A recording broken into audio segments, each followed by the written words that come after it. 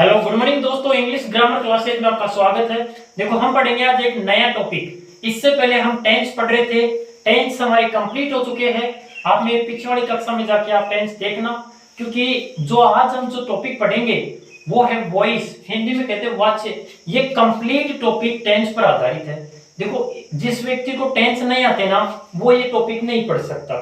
पढ़ तो सकता लेकिन क्लियर तरीके से नहीं पढ़ सकता, इसे याद नहीं कर सकता। इसलिए इस टॉपिक को अच्छी तरीके से समझने के लिए मेरी पिछली वाली कक्षाओं में जो मैंने टेंस पढ़ाया है उन्हें क्लियर करके आइए, फिर आप इस टॉपिक को पढ़ना स्टार्ट कीजिए। इससे पहले ये टॉपिक आपको समझ में नहीं आएगा, क्योंकि ये वॉइस है भैया। ये टॉपिक बिना टेंस के आप नहीं समझ सकते। इसलिए आप पहले टेंस पढ़ना और उसके बाद में आपको ये पढ़ना है। अगर मेरा ये वीडियो आपको अच्छा लगे तो इसे लाइक शेयर और कमेंट जरूर कीजिए। अब देखो हम पढ़ेंगे वॉइस। वॉइस दो प्रकार के होते हैं, एक्टिव वॉइस और पैसिव वॉइस। देखो एक्टिव वॉइस को हिंदी में कहते हैं सक्रिय वाच्य और पैसिव वॉइस को कहते हैं हिंदी में निष्क्रिय वाच्य। देखो दोनों क्या होते हैं, कैसे होते हैं, इन दोनों की परिभाषा क्या होती है, क्या एग्जांपल होते हैं, क्या रूल होते हैं, ये सब हम देखेंगे। तो सबसे पहले देखो एक्टिव वॉइस और पैसिव वॉइस, दोनों में एक चीज देखने को मिलता है कि क्या दोनों सेम है या अलग अलग है। देखो एक्टिव वॉइस और पैसिव वॉइस दोनों में ज्यादा डिफरेंस नहीं है, ऐसा कुछ नॉर्मल सा डिफरेंस आपको मिलेगा देखने को। सबसे पहले हम देखते हैं एक्टिव वॉइस। देखो एक्टिव वॉइस हिंदी में इसे सक्रिय वाच्य कहते हैं। इस एक्टिव वॉइस में क्या होता है, इसे कर्ता प्रधान वाक्य कहते हैं। जो कर्ता होती है ना वो प्रधान, इसमें कर्ता प्रधान होती है, इसलिए इसे कर्ता प्रधान वाक्य कहते हैं। अर्थात इसमें कर्ता सक्रिय होती है।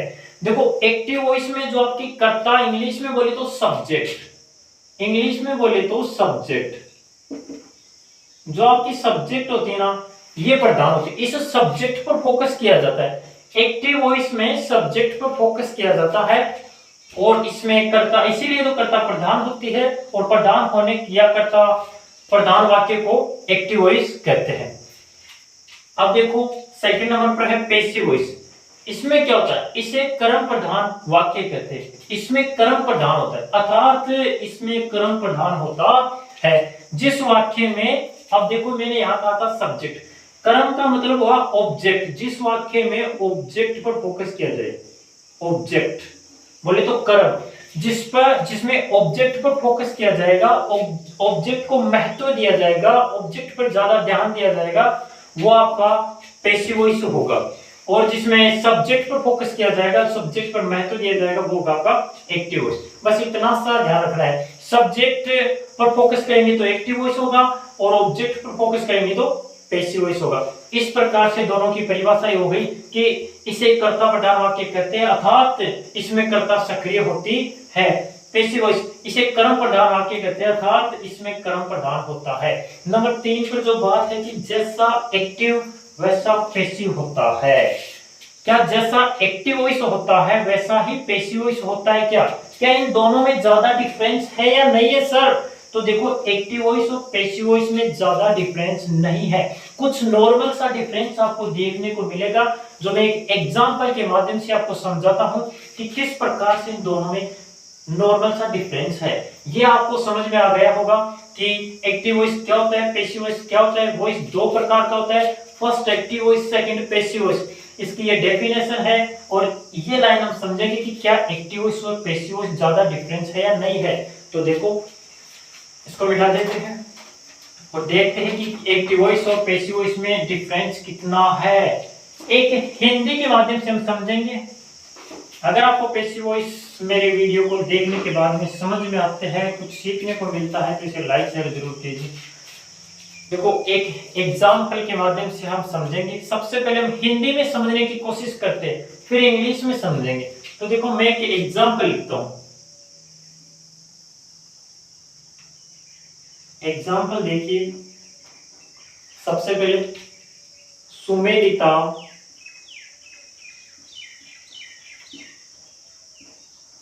सुमेलिता पत्र लिखती है।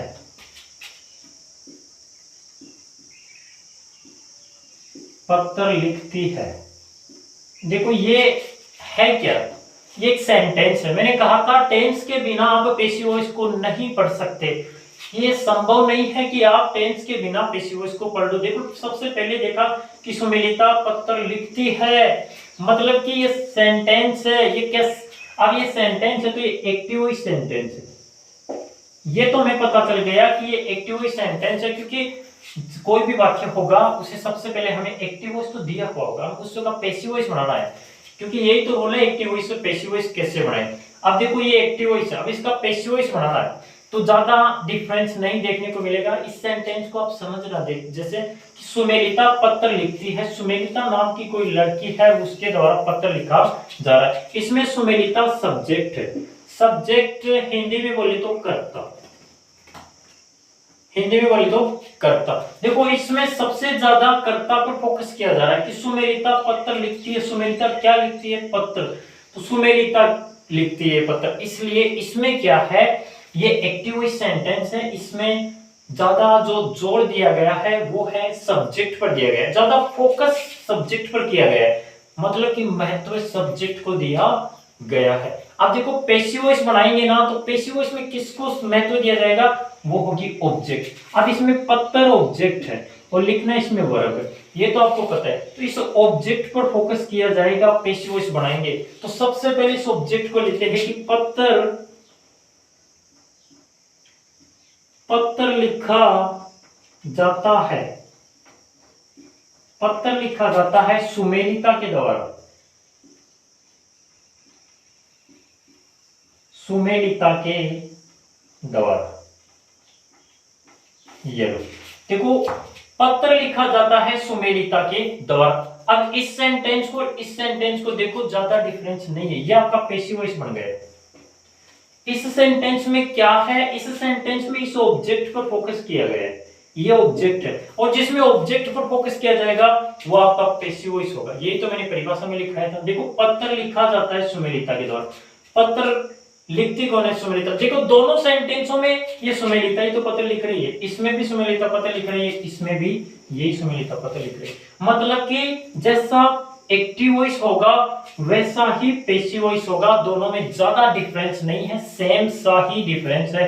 बस इतना सा है कि इसमें सब्जेक्ट का फोकस किया जाता है और इसमें ऑब्जेक्ट का फोकस किया जाता है। इस प्रकार से आपने हिंदी में समझा कि किस प्रकार से दोनों में जो है डिफरेंस नहीं है ज्यादा। अब देखो इसके बाद में हम देखेंगे कि एक्टिव वॉइस से पैसिव वॉइस बनाने के नियम। तो देखो एक्टिव वॉइस से पैसिव वॉइस बनाने के नियम है, 5 नियम है, उन 5 नियमों को हम देखते हैं। एक्टिव वॉइस से पैसिव वॉइस बनाने के 5 नियम देखेंगे हम।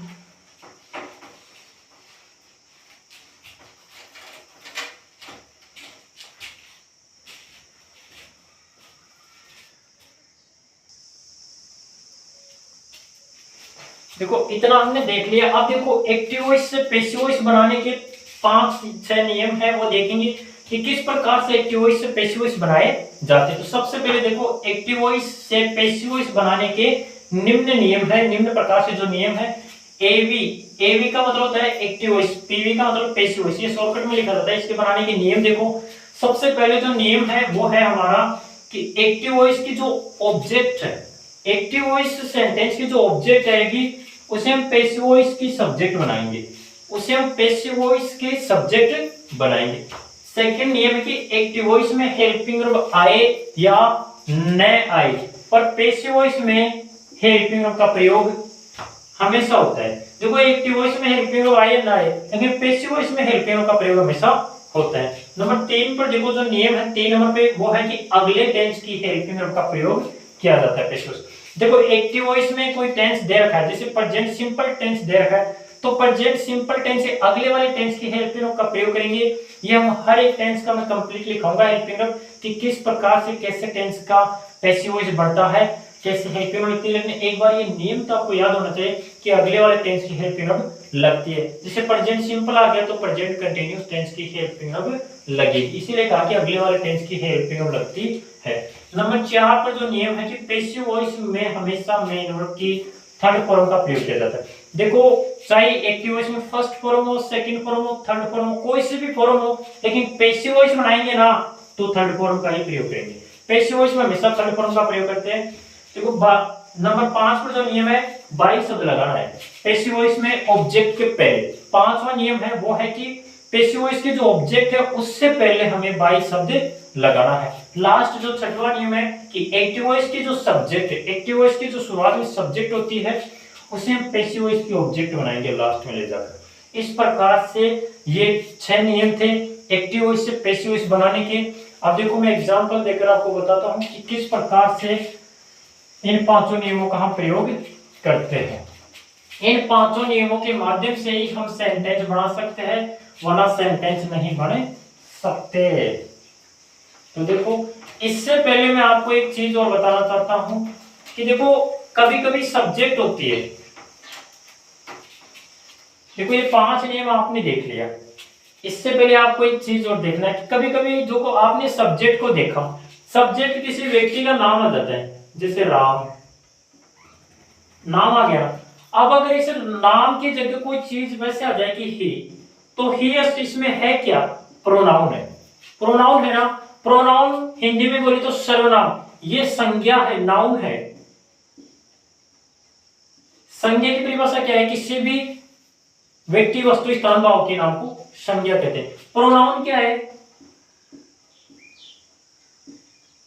प्रोनाउन सर्वनाम। देखो इसके काम आने वाले शब्दों को प्रोनाउन कहते हैं, मतलब कि संज्ञा के काम आने वाले शब्दों को प्रोनाउन कहते हैं। अगर मैं इस राम की जगह इस ही को लिख दूं तो कोई दिक्कत वाली बात नहीं, क्योंकि ही राम की जगह काम कर देगा, क्योंकि यही तो इसकी परिभाषा है कि ये प्रोनाउन है, वो इस नाउन की जगह पर आता है। इस नाउन के काम आने वाले शब्दों को ही तो प्रोनाउन कहते हैं। तो देखो अब एक प्रोनाउन चार्ट और बनाते हैं हम। अगर सब्जेक्ट के रूप में प्रोनाउन आ जाए तो किस प्रकार से उनको पैसिव वॉइस में बदलेंगे। तो देखो प्रोनाउन का चार्ट देखते हैं। मान लो कि सब्जेक्ट के रूप में प्रोनाउन आ जाए, प्रोनाउन चार्ट। अगर एक्टिव वॉइस, पैसिव वॉइस, अगर एक्टिव वॉइस में सब्जेक्ट है ना वो ही है, ये हमारी सब्जेक्ट ही है, तो इसे हम हिम में बदल देंगे इस प्रकार से। अगर सब्जेक्ट सी है तो इसे पैसिव वॉइस बनाते समय हर में बदल देंगे, इस प्रकार से बदला जाएगा। अगर आई है तो इसे मी में बदल देंगे। अगर यू है तो यू में ही रहेगा, यू तो यू ही, यू चेंज नहीं होता है, चाहे पैसिव वॉइस हो चाहे एक्टिव वॉइस हो। दे है तो दे में बदल जाएगा, दे में बदल जाएगा। वी है वास में बदल जाएगा। इस प्रकार से ये आपके प्रोनाउन है। ये प्रोनाउन अगर एक्टिव वॉइस की सब्जेक्ट के रूप में आते हैं, एक्टिव वॉइस की सब्जेक्ट के रूप में आते हैं, तो पैसिव वॉइस में इनको ऑब्जेक्ट के रूप में कैसे चेंज करेंगे? इनको चेंज कर देंगे ही को हिम में, सी को हर में, आई को मी में, यू को यू में, दे को दे में और वी को अस में। इस प्रकार से इनको चेंज कर देंगे। देखो दोनों को मैं एग्जांपल के माध्यम से बताता हूं। वो 5 नियम आपको याद होने चाहिए, उन 5 नियमों के माध्यम से ही हम देखो एक सेंटेंस हम समझते हैं, फिर आगे हम और पढ़ेंगे कि किस प्रकार से कौन सी हेल्पिंग नियम आगे और पढ़ेंगे। सबसे पहले एक एग्जांपल देखो। एग्जाम्पल जैसे मैं वही लेता हूं जैसे मैंने हिंदी में बताया था आपको कि सुमेलिता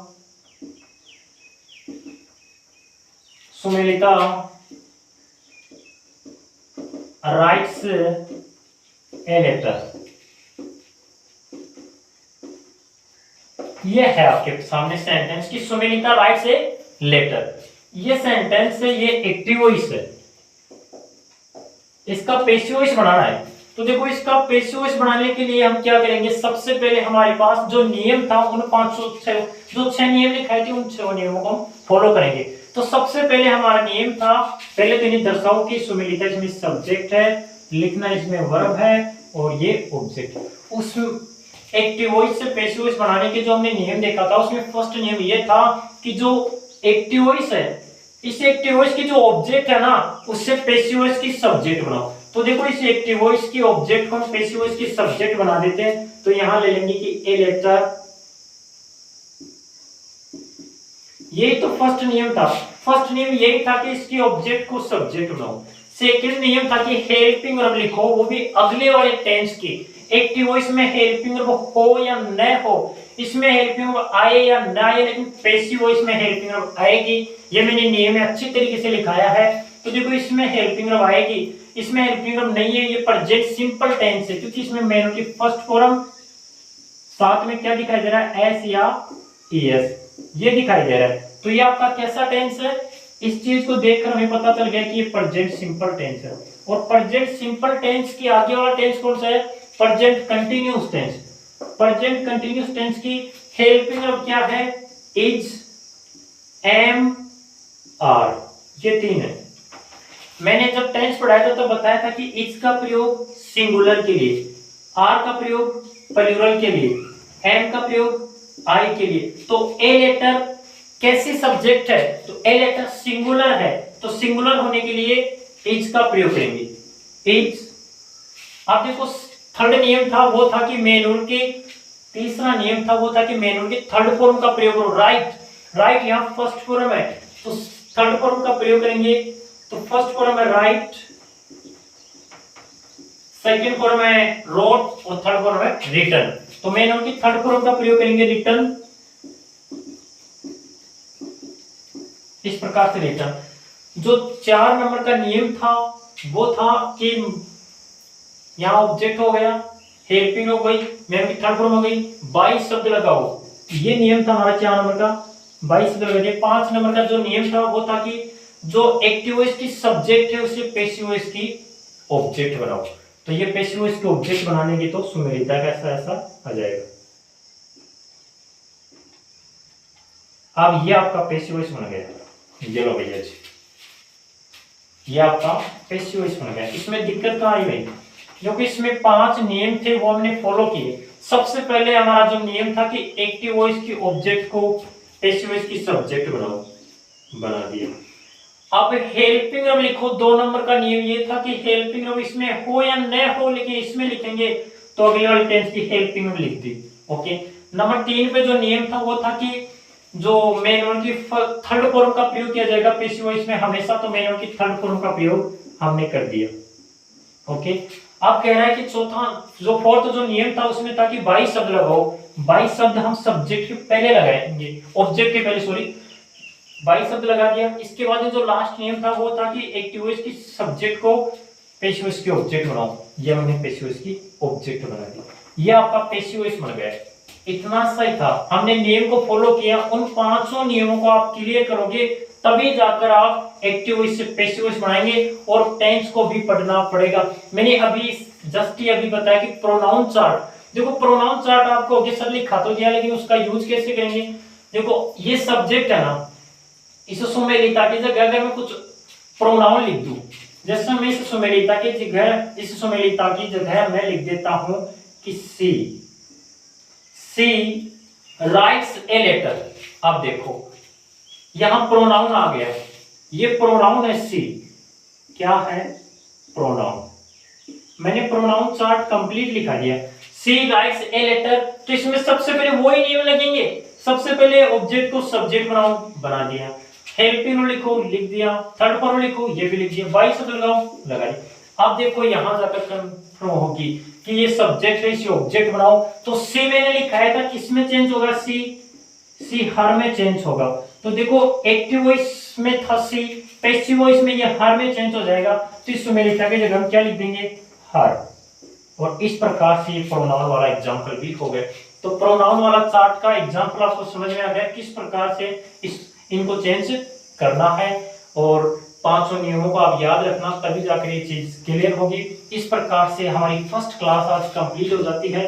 पैसिव वॉइस को लेकर हमारा फर्स्ट पार्ट है वो कंप्लीट है। आज हमने पैसिव वॉइस की फर्स्ट क्लास पढ़ी है वॉइस की।